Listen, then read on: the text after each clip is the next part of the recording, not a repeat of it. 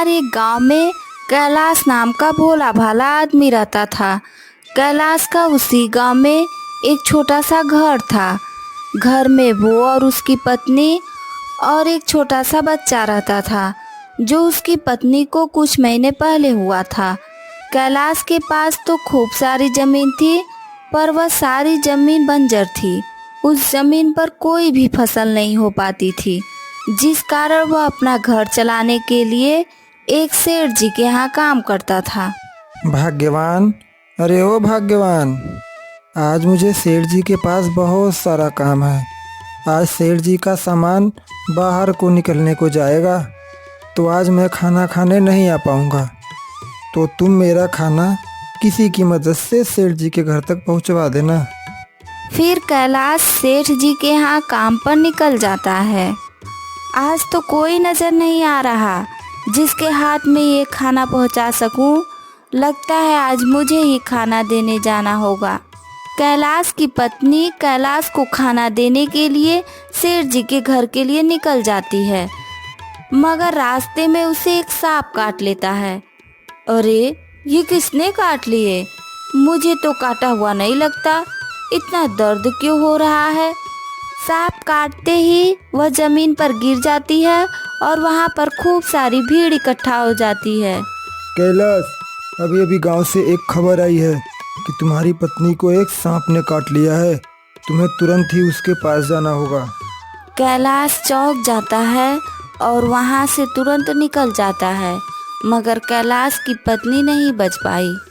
अपनी पत्नी के गुजर जाने के दुख में कैलाश बहुत दुखी हो रहा था। सब खत्म हो गया। तुम मुझे और अपने इस बच्चे को अकेला ही छोड़ गई। अब मैं इस बच्चे को कैसे पालूंगा? इससे बढ़िया तो मैं ही मर जाता। कुछ सालों बाद कैलाश के जीवन में खुशी का माहौल बनता है। राजू बेटा अब बड़ा हो चुका था और उसकी बिजली विभाग में सरकारी नौकरी लग चुकी थी। बेटा, आज तुझे लड़की वाले देखने आ रहे हैं। आइए आइए, आपका स्वागत है हमारे छोटे से घर में। राजू को लड़की देखने वाले आते हैं और राजू का रिश्ता सीमा के साथ पक्का हो जाता है। फिर कैलाश अपने बेटे की शादी बड़े धूमधाम से करता है।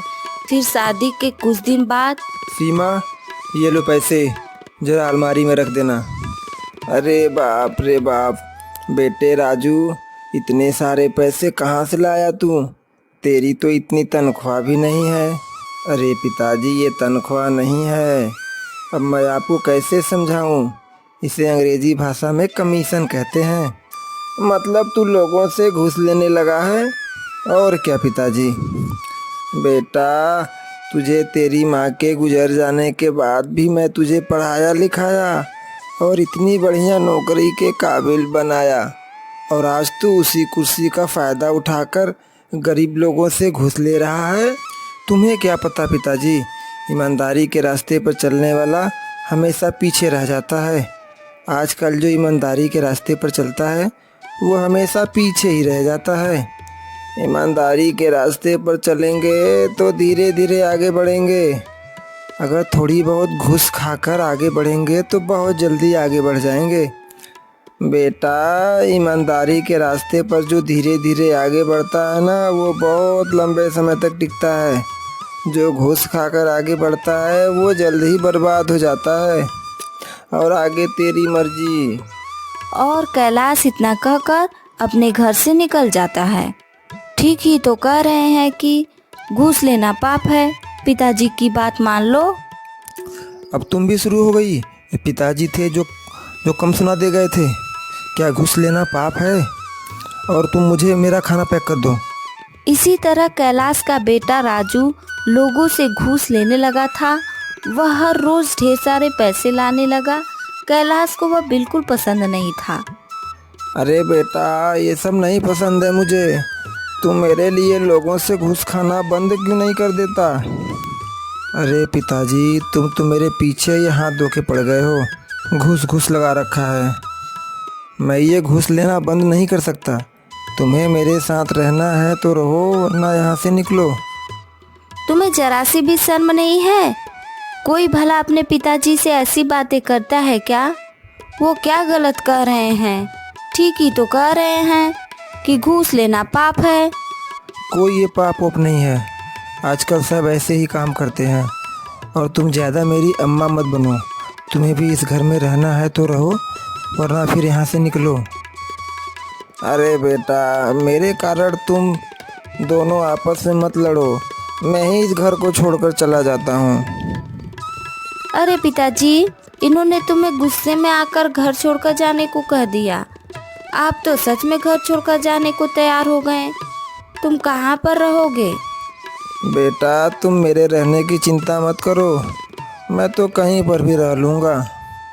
इतना कहकर कैलाश घर छोड़कर चला जाता है। अरे तुम कैसे बेटे हो जो अपने पिताजी को घर छोड़कर जाने के लिए एक बार भी नहीं रुका? क्या हुआ कैलाश? आज तो तुम समय से पहले काम पर आ गए। अरे बाप रे, तुम्हारे बेटे ने तुम्हें घर से निकाल दिया। ये तो उसने बहुत गलत किया।